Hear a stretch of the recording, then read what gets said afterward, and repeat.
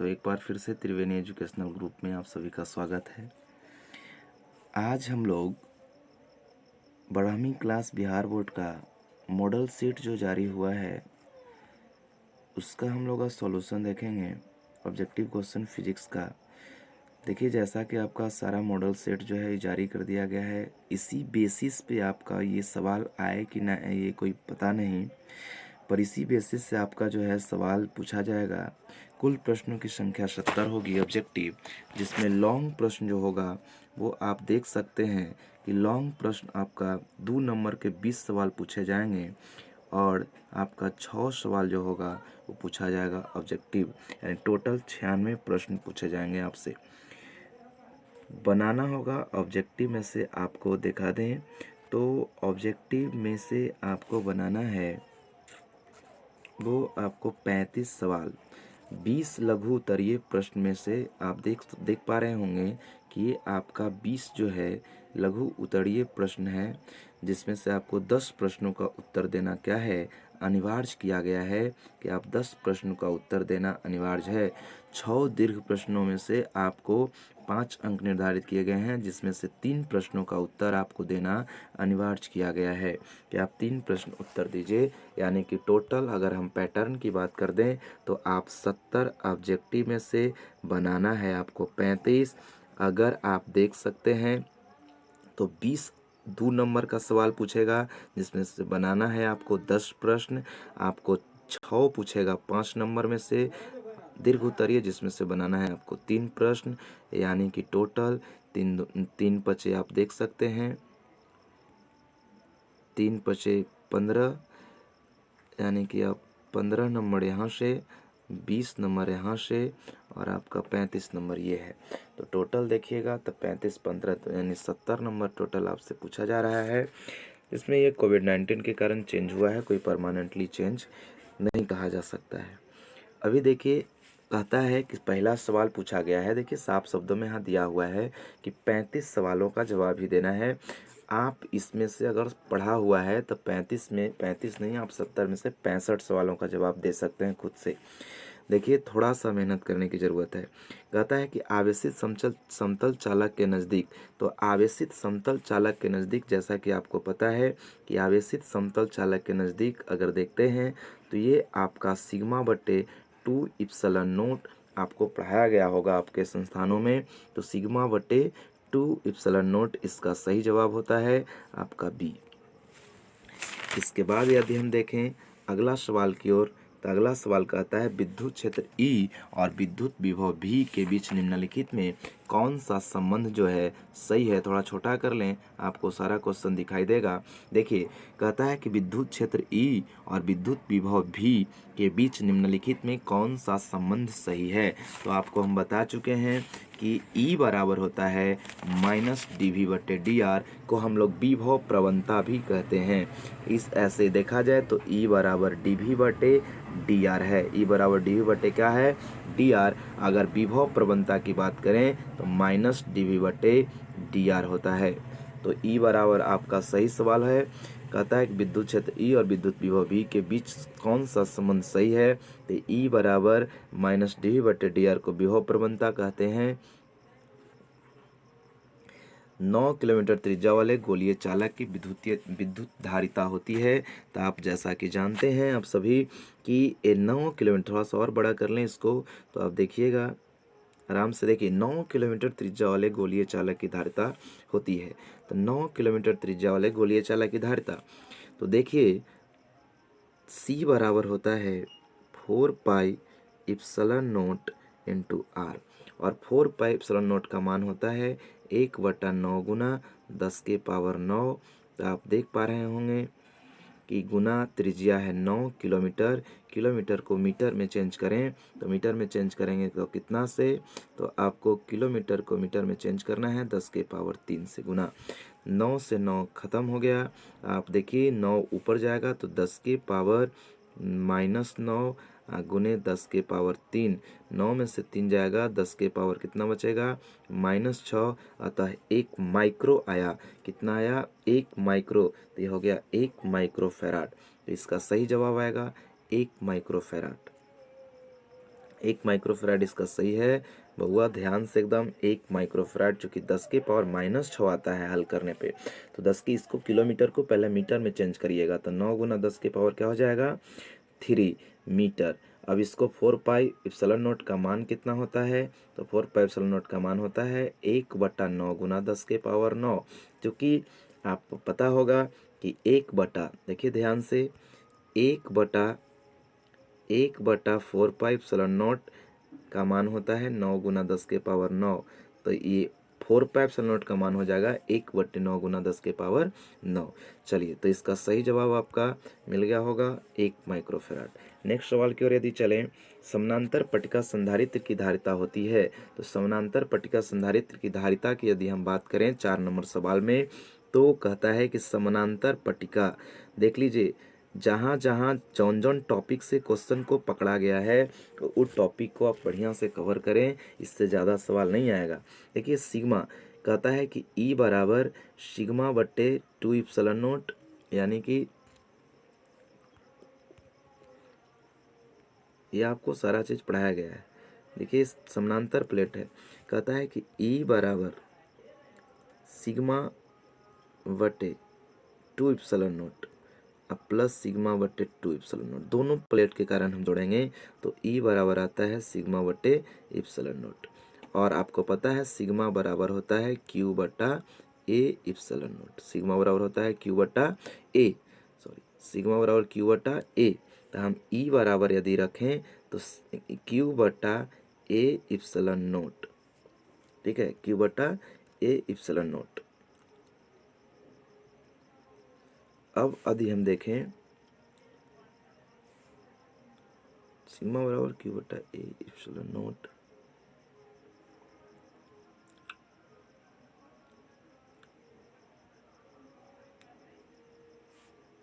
और C बराबर होता है Q बटा V।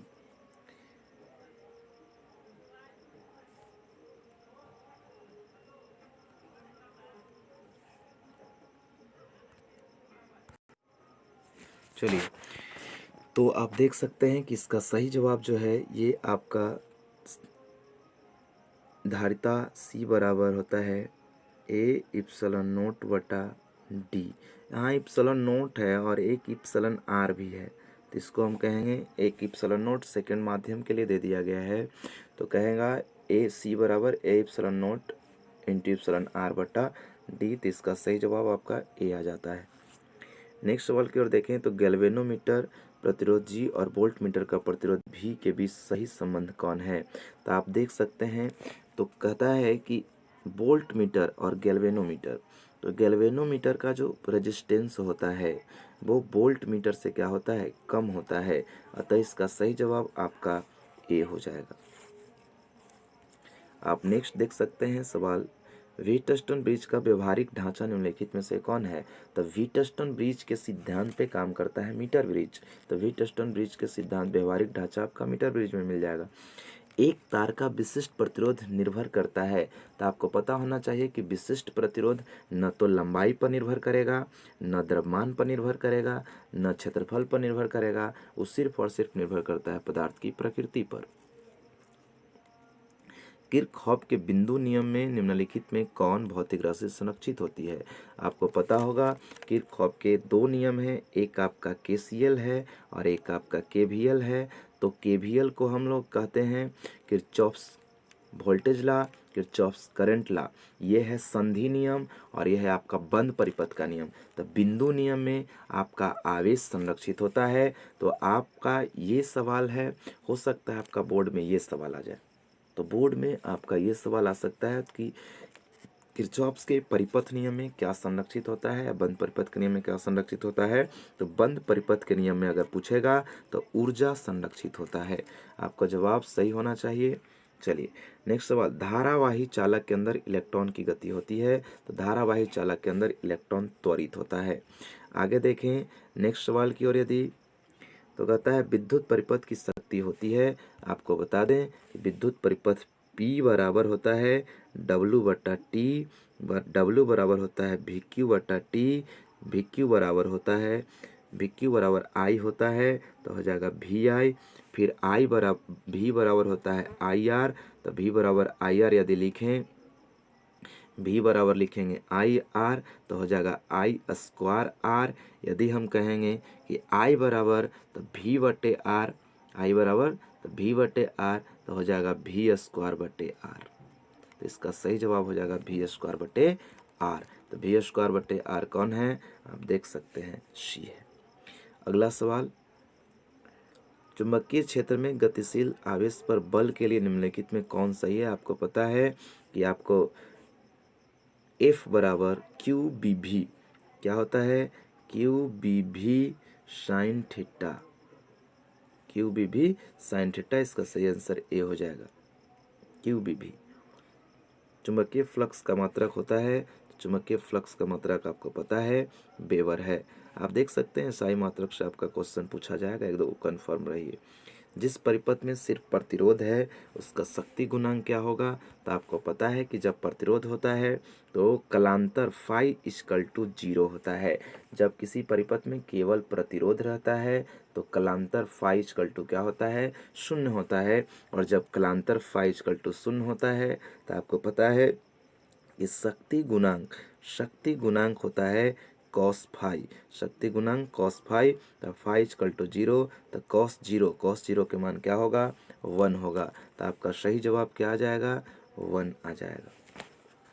नेक्स्ट सवाल की ओर देखें तो कहता है कि प्रत्यावर्ती धारा का मूल वर्ग माध्य मान होता है I R M S value पूछ रहा है। तो आपको पता है आई आर एम एस, यहाँ से एक सवाल कंफर्म रहना ही रहना है। ये चलते आप इस टॉपिक को एकदम कवर कर लीजिएगा। I R M S equal to I nought बटा रूट टू, आई नोट बटा रूट टू, यानी कि धारा के शिखर मान बटे रूट टू। तो शिखर मान बटे रूट टू, इसका सही जवाब सी होगा। यदि हम चेक करें तो ई आर एम एस इस टॉपिक से क्वेश्चन किया है, आपका मॉडल सेट दिया है प्रत्यावर्ती धारा आई आर एम एस, तो हो सकता है आपका शिखर मान पूछ दे कि शिखर मान का सही फार्मूला कौन है, या फिर आपका ई आर एम एस विद्युत वाहक बल का शिखर मान ई आर एम एस का फार्मूला पूछेगा। तो आपको याद रखना है ई नोट बटे रूट टू, दोनों का रिलेशन एक ही है। कहता है कि एक चुंबक के, देखिए थोड़ा सा छोटा कर दें और क्या आपका सारा ऑप्शन आ जाए इसमें। देखिए कहता है कि एक चुंबक की चुंबकीय लंबाई एल एम और ज्यामितीय लंबाई, तो आपको पता है कि मैग्नेटिक ज्यामितीय लंबाई एल एम बटे ज्यामितीय लंबाई एल जी बराबर होता है 5/6।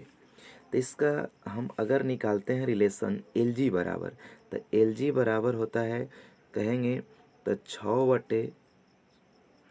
6 एल एम बटे 5।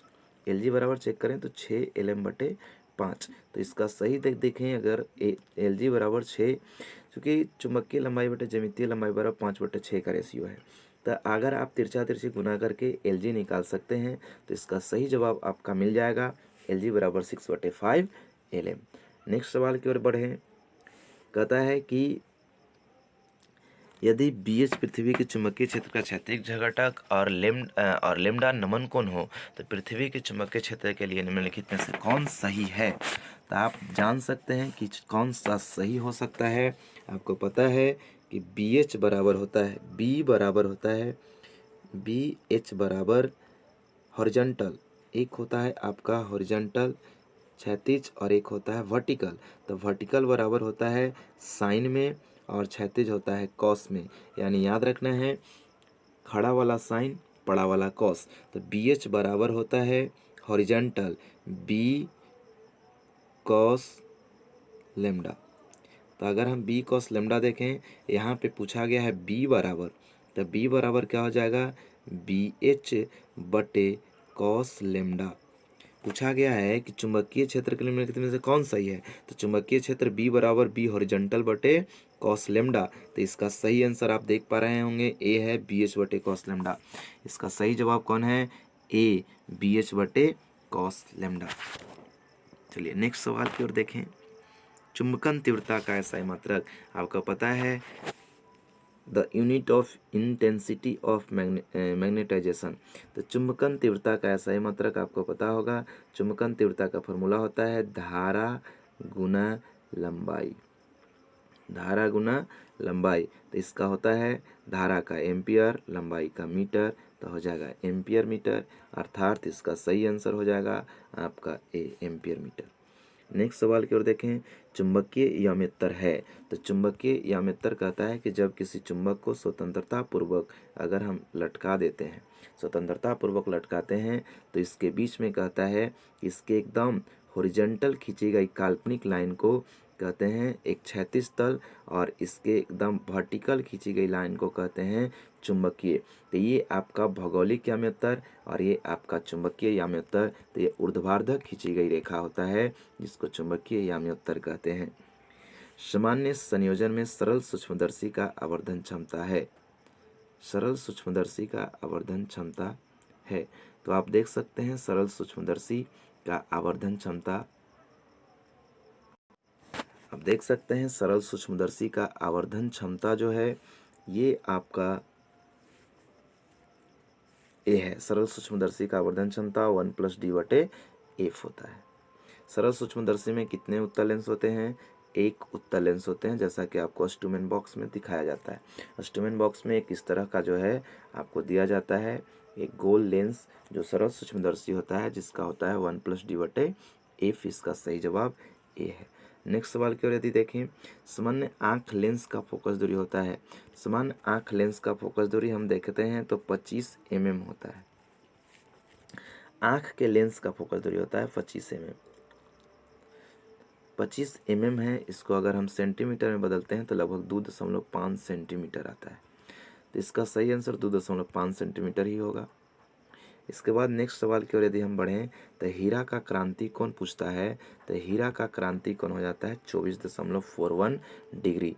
24.41 डिग्री। दो संपर्कित उत्तल लेंस का समतुल्य लेंस होता है। दो संपर्कित उत्तल लेंस यदि हम देख ले तो दो संपर्कित उत्तल लेंस का समतुल्य लेंस क्या हो जाएगा? दो संपर्कित उत्तल लेंस का समतुल्य लेंस। तो दो संपर्कित उत्तल लेंस अगर सटाएंगे तो उत्तल लेंस की तरह ही कार्य करता है, व्यवहार नहीं चेंज करेगा। प्रकाशित तंतु, प्रकाशित तंतु का मूल सिद्धांत आप देख सकते हैं the basic principle of optical fibre. तो ऑप्टिकल फाइबर किस सिद्धांत पर काम करता है? पूर्ण आंतरिक परावर्तन के सिद्धांत पर। अगला सवाल देखते हैं, सामान्य आंख के लिए स्पष्ट दर्शन की न्यूनतम दूरी कितनी होती है? ये आपका बात है रटा रटाया। सामान्य आंख के लिए स्पष्ट दर्शन की न्यूनतम दूरी 25 सेंटीमीटर है। देखिए, इंद्रधनुष के निर्माण के लिए निम्नलिखित में प्रकाश की कौन सी घटना सही है? तो इंद्रधनुष कहता है कि वर्षा बूंद में सूर्य प्रकाश का दो बार अपवर्तन और एक बार पूर्ण आंतरिक परावर्तन होने से, दो बार अपवर्तन होता है और एक बार पूर्ण आंतरिक परावर्तन होने से एक रंगीन आकृति का निर्माण होता है, और इसी रंगीन आकृति को हम लोग क्या कहते हैं? इंद्रधनुष कहते हैं। यहाँ पे देखिए सातों रंग आ जाएगा, तो ये सातों रंग आ जाता है, इसको हम लोग क्या कहते हैं? इसी सातों रंग को हम लोग इंद्रधनुष कहते हैं। तो इंद्रधनुष देखिए कहता है कि विभिन्न 7 रंगों में बंटने की घटना को हम लोग वर्ण विक्षेपण कहते हैं। विभिन्न 7 रंगों में बंटने की घटना को क्या कहते हैं? वर्ण विक्षेपण। तो इसका सही जवाब आ जाएगा आपका ये वर्ण विक्षेपण हो जाएगा। इसका सही आंसर यदि हम देखें बात करें तो इसके सही आंसर की बात की यदि की जाए तो इसका सही आंसर क्या हो जाएगा? तो इसका सही आंसर सी हो जाएगा। चलिए नेक्स्ट सवाल की ओर यदि देखें तो किस रंग के प्रकाश के लिए कांच का अपवर्तनांक अधिक होता है? तो आपको पता होगा कि म्यू समानुपाती होता है 1/λ। म्यू समानुपाती होता है 1/λ, यानी कि जिस रंग की तरंगदैर्घ्य अधिक होगा उसका अपवर्तनांक कम होगा, जिसकी तरंगदैर्घ्य कम होगी उसका अपवर्तनांक अधिक होगा। तो इसका सही जवाब आप देख सकते हैं कि बैगनी रंग का तरंगदैर्घ्य कम होता है, तो इसका तरंगदैर्घ्य कम है बैगनी का, तो अपवर्तनांक ज्यादा होगा। विनाशकारी व्यतिकरण के लिए आपको पता है विनाशकारी व्यतिकरण के लिए 2n+ विषम λ/2, 2n+1 λ/2। नेक्स्ट सवाल की ओर यदि हम देखें तो कहता है प्रकाश के अनुप्रस्थ तरंग प्रकृति को निम्नलिखित में से कौन सी घटना पुष्टि करता है? प्रकाश की अनुप्रस्थ तरंग। तो आपको पता है कि अनुप्रस्थ तरंग किसके द्वारा होता है? कौन बताता है कि प्रकाश एक अनुप्रस्थ तरंग है? परावर्तन, वर्ण विक्षेपण, व्यतिकरण, ध्रुवीकरण। ध्रुवीकरण के द्वारा पता चलता है कि प्रकाश एक ऐसा तरंग है, अनुप्रस्थ तरंग है।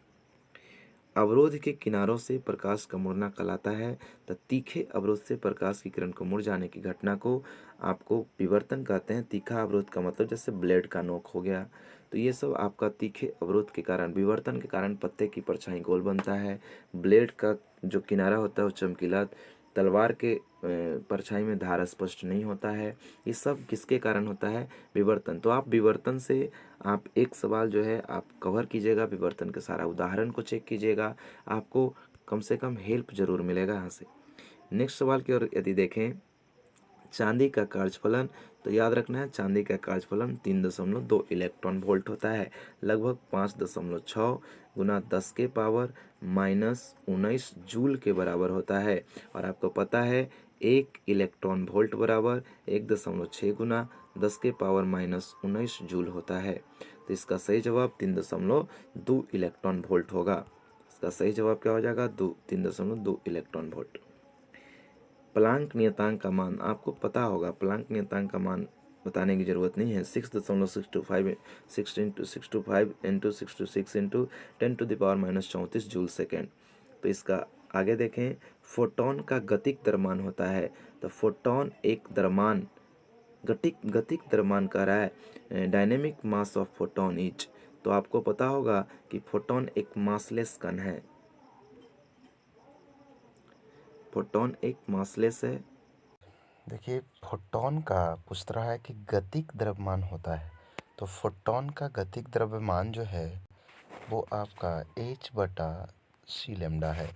इसका सही आंसर हो गया h/c लैम्डा। निम्नलिखित में कौन श्रेणी परावैंगनिक परिसर में है? तो आपको पता होना चाहिए कि परावैंगनिक परिसर में पूछा है तो ये आपका लाइमन श्रेणी है। अगर पूछ देता दृश्य परिसर तो ये आपका बामर श्रेणी होता। याद रखना है, लालू जी बीमार हैं, पैसन बेचकर पी गए, पैसन बेचकर पी गए।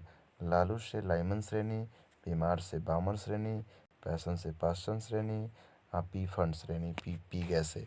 तो ये आपका लालू बीमार पैसन बेचकर पी गए, ये लाइमन श्रेणी परावैंगनिक प्रकाश, बामर श्रेणी दृश्य प्रकाश, पाषाण और पी फंड श्रेणी जो है ये आपका हो जाता है अवरक्त प्रकाश। चलिए, रेडियो एक्टिव के लिए निम्नलिखित में कौन उपयुक्त नहीं है? तो ये आपका प्राकृतिक घटना, प्रकृति में जो है रेडियो एक्टिविटी तत्व नहीं पाया जाता है, रेडियो सक्रिय पदार्थ। तेजी से चलने वाला इलेक्ट्रॉन होता है, तो आपको पता होना चाहिए, बताया गया है। देखिए, रेडियो ये आपका तेजी से चलने वाला, तेजी से चलने वाला अब आपका कण आ गया अल्फा, इलेक्ट्रॉन पूछ रहा है। तो इलेक्ट्रॉन देख सकते हैं कि आपका अल्फा का जो वेग होता है, ये अल्फा का वेग कहता है कि निर्वात में प्रकाश के वेग के 1/10 गुना। बीटा का वेग कहता है कि निर्वात में प्रकाश के वेग के लगभग बराबर होता है, लगभग बराबर, इससे थोड़ा कम होता है, सी से थोड़ा कम। और गामा का होता है लगभग सी के बराबर, एकदम सी के परफेक्ट बराबर होता है। तो ये आपका निर्वात में प्रकाश की चाल के यानी कि 3 गुना 10⁸ मीटर प्रति सेकंड के बराबर है। अतः इसका सही आंसर सी हो जाएगा। तो इससे आप एक क्वेश्चन आपका पूछ रहा है, तो आप अल्फा बीटा और गामा किरण को जो है यानी कि विद्युत चुंबकीय तरंग जो चैप्टर है आपका, उसको आप कंप्लीट कर लीजिए। अल्फा कण होता है, तो आपको अभी अभी देखा गया कि इलेक्ट्रॉन पूछा है, ये सवाल में देख ली कहा हुआ है तेजी से चलने वाला इलेक्ट्रॉन। तो तेजी से चलने वाला इलेक्ट्रॉन जब पूछा है तो ये आपका जाहिर सी बात है, यहाँ पूछ रहा है कि अल्फा कण होता है, तो अल्फा कण आपका इलेक्ट्रॉन है। देखिए, प्रेषित एंटीना की परावर्ती प्रेशर टावर की ऊंचाई होनी चाहिए, तो ये आपका बताया हुआ है D बराबर √2HR। नेक्स्ट सवाल की ओर देखें। देखिए, कहता है, अगला सवाल है, मूल अवस्था में हाइड्रोजन परमाणु की ऊर्जा, तो इसको आप नोट कर लीजिएगा, याद कर लीजिएगा। मूल अवस्था में हाइड्रोजन परमाणु की जो ऊर्जा है ये आपका -13.6 इलेक्ट्रॉन वोल्ट होता है। जब आप द्रव्य को नैज अर्धचालक में मादित किया जाता है तब कहता है कि अर्धचालक की चालकता बढ़ जाती है। अगर नैज अर्धचालक में शुद्धि मिलाएंगे तो अर्धचालक की चालकता बढ़ जाएगी। नॉर गेट का बुलियन व्यंजक, देखो वो बुलियन व्यंजक से क्वेश्चन पूछ रहा है, आप बुलियन व्यंजक यानी लॉजिक गेट के कॉन्सेप्ट को क्लियर कर लीजिएगा। तो ये आप देख सकते हैं कि ये और गेट है। अगर और गेट में यहाँ पे हम लड्डू दे दें तो ये आपका नॉर गेट बन जाता है, और यहाँ पे इसका और गेट का कहता है A+B, और अगर इस पे बार लगा दें तो नॉर गेट बन जाता है। अतः नॉर गेट का क्या हो जाता है, आपका सही आंसर सी है। अगला सवाल देखें, अर्ध तरंग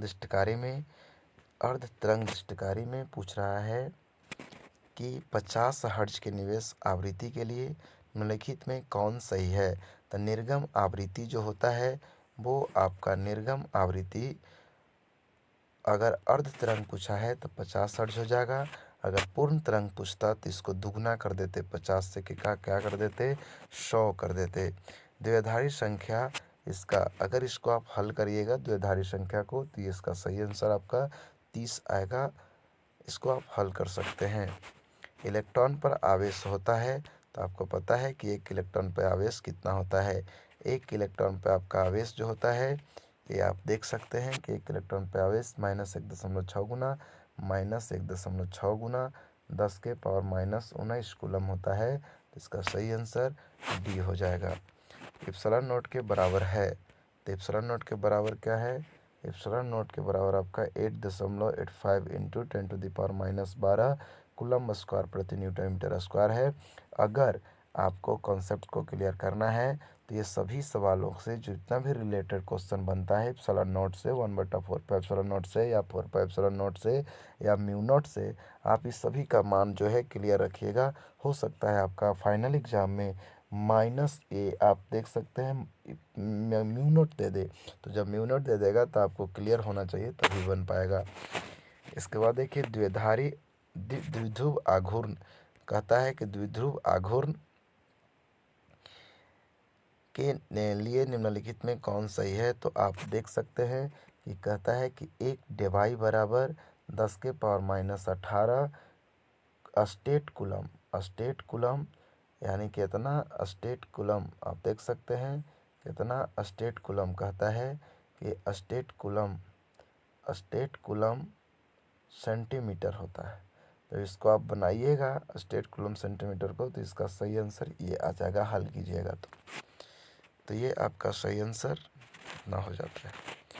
दिए गए चित्र में तो आपको पता होना चाहिए कि दिया गया चित्र श्रेणी क्रम है। जब धारिता श्रेणी क्रम में होता है तो CP पैरेलल बराबर होता है, सॉरी CS की बात करेंगे तो CS आपका CS पैरेलल बराबर श्रेणी में होता है C/N, तो C/3 गो है तो 3, इसका सही आंसर भी हो जाएगा।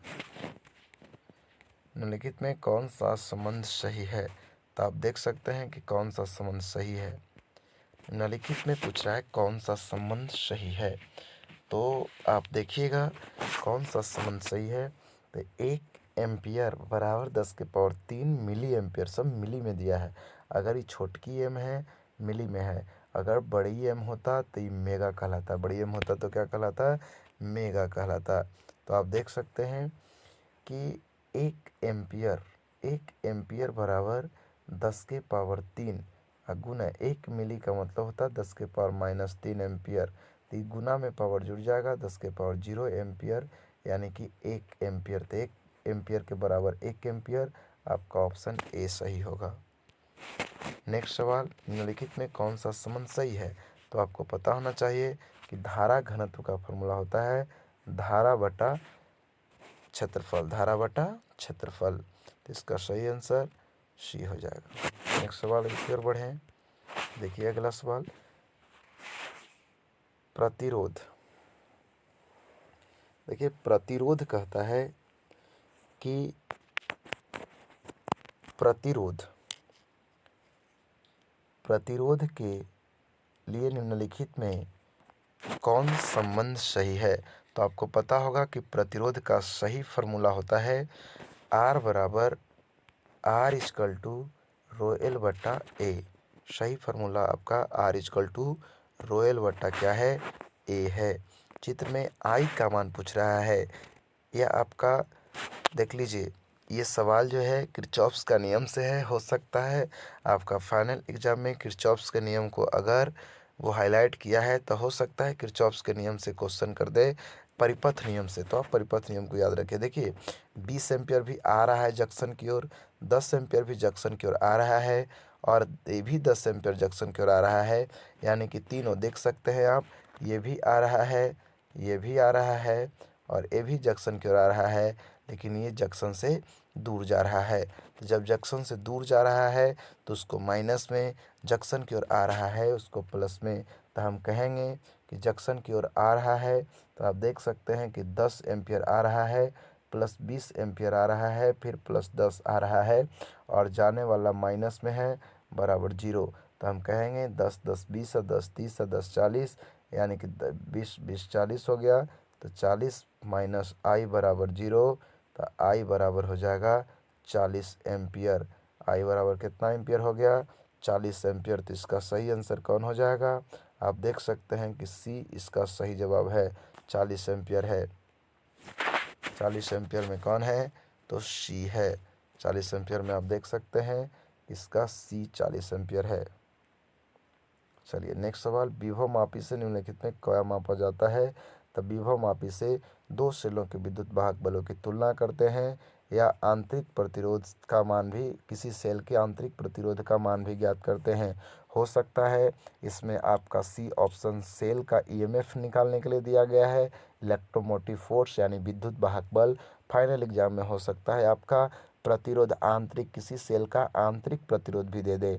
अगर यही रहता प्रतिरोध के जगह पे, जो यहाँ प्रतिरोध आप देख पा रहे हैं, अगर इसी प्रतिरोध के जगह पे किसी सेल का आंतरिक प्रतिरोध रहता, आंतरिक प्रतिरोध रहता, अगर किसी सेल का आंतरिक प्रतिरोध होता, आंतरिक इंटरनल रेजिस्टेंस होता, तो वो आपका वो भी ऑप्शन सही होता है। तो इसलिए इसका सही जवाब क्या हो जाएगा? सी इसका सही आंसर। 1 किलोवाट घंटा के बराबर होता है। तो आपको पता होना चाहिए कि 1 किलोवाट घंटा, तो 1 किलो, किलो का मतलब होता है 1000 वाट, और 1 घंटा के मतलब 3600 सेकेंड। तो इसको जब हल करिएगा तो 3 और 2 देखिए 5, यानी 3.6 गुना 10 के पावर 5 आए, कितना जीरो हो जाएगा? 6 जीरो। तो इसका सही आंसर हो जाएगा 3.6 गुना 10 के पावर 6, अर्थात सी आंसर। 1 टेस्ला के बराबर होता है। तो आपको पता होना चाहिए कि 1 टेस्ला, ये आपका क्वेश्चन कराया हुआ भी है, 1 टेस्ला के बराबर होता है। 1 टेस्ला आप देख सकते हैं कि टेस्ला के बराबर वेबर प्रति मीटर स्क्वायर चुंबकीय क्षेत्र, यानी कि चुंबकीय क्षेत्र बराबर होता है, चुंबकीय क्षेत्र बराबर चुंबकीय फ्लक्स फाई बटा क्षेत्रफल एरिया। आप देख सकते हैं सीधा सिंपल सवाल है। आप देखिए यहाँ से कैसे निकलेगा। देखिए कहता है कि फाई बराबर होता है बी ए कॉस थीटा। यहाँ से हम अगर हम कॉस थीटा को हटा दे भाई, कि कॉस थीटा को हटा दो तो बी ए। अब यहाँ से बी बराबर निकालें तो फाई बटा ए। तो फाई का वैल्यू हम देखें, यदि फाई का वैल्यू देखते हैं तो फाई का वैल्यू क्या होगा? देखिए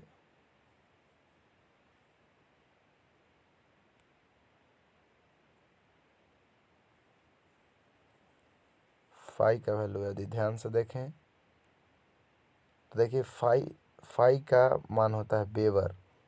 फाई का ऐसा मतलब क्या है? वेबर, और क्षेत्रफल का मीटर स्क्वायर, तो वेबर प्रति मीटर स्क्वायर इसका सही आंसर होगा। चुंबकीय फ्लक्स होता है फाई बराबर B A cos theta. Phi equal to क्या होता है?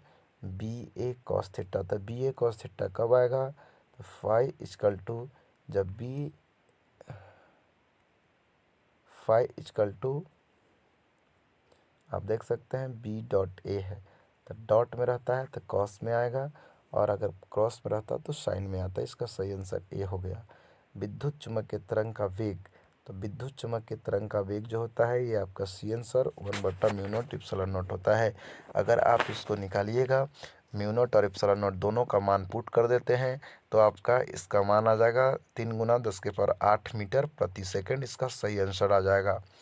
तो आप एक बार इसको μ0 ε0 के मान पुट करके देख सकते हैं, आपका आंसर जो है सही आएगा।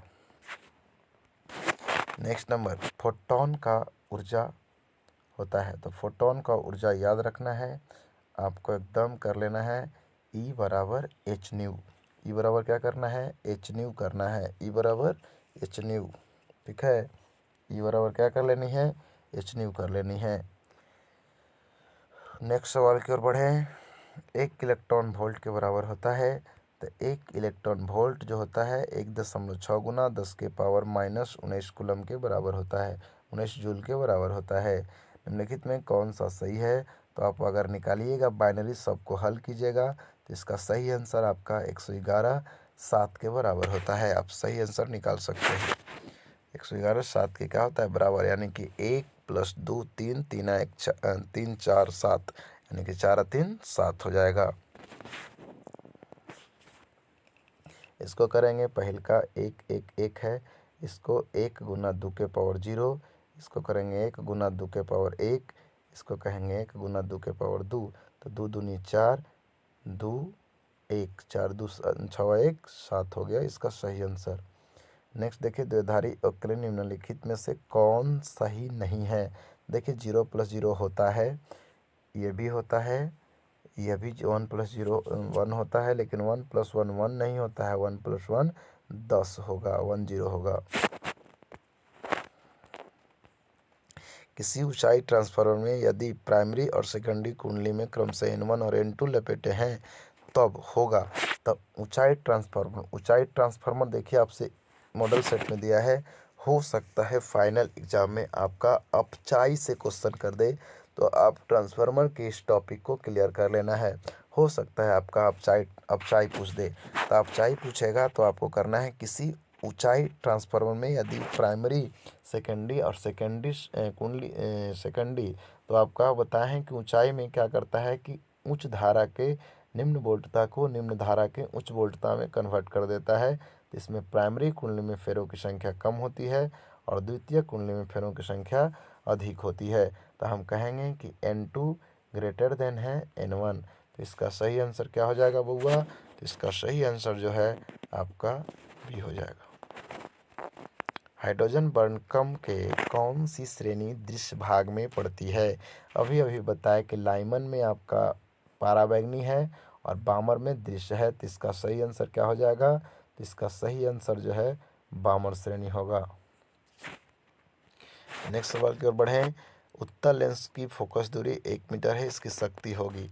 तो उत्तल लेंस की फोकस दूरी 1 मीटर है, तो फोकस दूरी P बराबर होता है 1/f। तो P बराबर 1/f, f को क्या कहेंगे 1, तो हो जाएगा 1 डायोप्टर। चलिए नेक्स्ट सवाल की ओर बढ़ें। संयुक्त सूक्ष्मदर्शी के लिए निम्नलिखित में से कौन सही है। तो संयुक्त सूक्ष्मदर्शी के लिए FO < FE। आप देख सकते हैं कि संयुक्त सूक्ष्मदर्शी में क्या होता है कि पहले छोटका लेंस होता है और बाद में बड़ा। संयुक्त सूक्ष्मदर्शी में पूछ देगा कितने उत्तल लेंस होते हैं, 2 उत्तल लेंस। सरल सूक्ष्मदर्शी में पूछेगा कितने उत्तल लेंस, 1 उत्तल लेंस। तो इसमें आप देख सकते हैं कि इसको हम कहते हैं अभिदृश्य कहते हैं और इसको नेत्रिका कहते हैं। तो ई से आपका FE से आपका नेत्रिका के हुआ और इसका FO हुआ, तो फोकस दूरी आपका नेत्रिका के क्या होगा, अधिक होगा। तो इसका सही आंसर आपका कौन हो जाएगा, तो आप सही आंसर इसका ला सकते हैं, ये आपका बी कहलाएगा। पतले प्रिज्म द्वारा न्यूनतम विचलन का कोण है। पतले प्रिज्म द्वारा न्यूनतम विचलन का कोण होता है A × μ-A। आप प्रिज्म देखेंगे जहाँ A आपका प्रिज्म का कोण है, A × μ-1। प्रकाश के अपवर्तन में निम्नलिखित में से कौन भौतिक राशि सही नहीं है, कौन नहीं बदलता है। तो आपका आवृत्ति जो है कभी नहीं बदलता है, आवृत्ति गलती से भी नहीं बदलेगा। कोई भी हो जाए, परावर्तन हो जाए, अपवर्तन हो जाए, आवृत्ति का मान कभी नहीं बदलता है। तो इसमें आपका क्वेश्चन जो है पूछा गया है। आप देख सकते हैं कि परावर्तन से क्वेश्चन अपवर्तन से आया है, कुछ और से भी आपका दे सकता है, परावर्तन से हो सकता है दे दे। तो आवृत्ति का मन नहीं बदलता है, हो सकता है फाइनल एग्जाम में आपका वेग बदल दे या फिर कुछ भी कह दे, कुछ भी किसी भी सवाल जो है किसी से भी कर सकता है। तो आप इस टॉपिक को क्लियर कर लेना। नेक्स्ट सवाल की ओर अगर हम बढ़ें तो देखिए, कहता है कि यदि हवा में प्रकाश का वेग, कहता है कि यदि हवा में, इसको थोड़ा और बड़ा कर दे। देखिए, कहता है कि हवा में प्रकाश का वेग va और पानी में प्रकाश का वेग vw हो, तब आपको पता है कि हवा में प्रकाश का वेग 3 गुना 10 सबसे अधिक होता है। तो va ग्रेटर देन vw, ये पूछने वाला ही नहीं है, आपका आंसर बी सही हो जाएगा। आप देख सकते हैं इसका सही आंसर कौन सही होगा, इसका सही आंसर बी होगा, va ग्रेटर देन vw। जल के लिए क्रांति कोण, तो जल के लिए क्रांति कोण लगभग 49 डिग्री होता है, याद रखना है 48.75 डिग्री। नेक्स्ट सवाल की ओर बढ़ें, रचनात्मक व्यतिकरण के लिए। तो रचनात्मक व्यतिकरण के लिए कहता है समपाई और विनाशी व्यतिकरण के लिए कहता है विषमपाई। अब व्यतिकरण से एक क्वेश्चन पूछ रहा है तो आप जो है इसको क्लियर कर लेना। तीव्रता और आयाम दोनों से रिलेटेड क्वेश्चन जब भी बनता है, कहता है कि प्रकिरणित प्रकाश की तीव्रता आई के निम्नलिखित में से कौन सी है। तो प्रकिरणित प्रकाश की तीव्रता जो होती है वो तरंगदैर्घ्य के चतुर्थ घात के व्युत्क्रमानुपाती होती है, यानी कि 1 समानुपाती 1/λ⁴। आप देख सकते हैं कांच के समानांतर सतह की पट्टी का फोकस दूरी होता है, तो कांच के समानांतर सतह की फोकस दूरी अनंत हो जाएगी, आपका अनंत हो जाएगा प्लेट की फोकस दूरी समतल के। तो ये था आपका 70 क्वेश्चन का आपका विश्लेषण। इसके बाद आपका ये लॉन्ग क्वेश्चन है, तो इसको एक वीडियो अलग से बना करके आपके लॉन्ग क्वेश्चन को भी कर दी जाएगी। तो हम समझ गए होंगे, समझते हैं कि आप सभी को समझ में आ गया होगा। आप इस वीडियो को जो है 2 बार देखें और देखने के बाद जो है आप इसमें देखें कि क्वेश्चन कौन कौन से टॉपिक से पूछा है, और उस टॉपिक को आप एक बार रिवाइज करते रहें। परीक्षा तक आपका एग्ज़ाम खूब अच्छा से आपको लिखा जाएगा। तो चलिए आज के लिए इतना ही, धन्यवाद।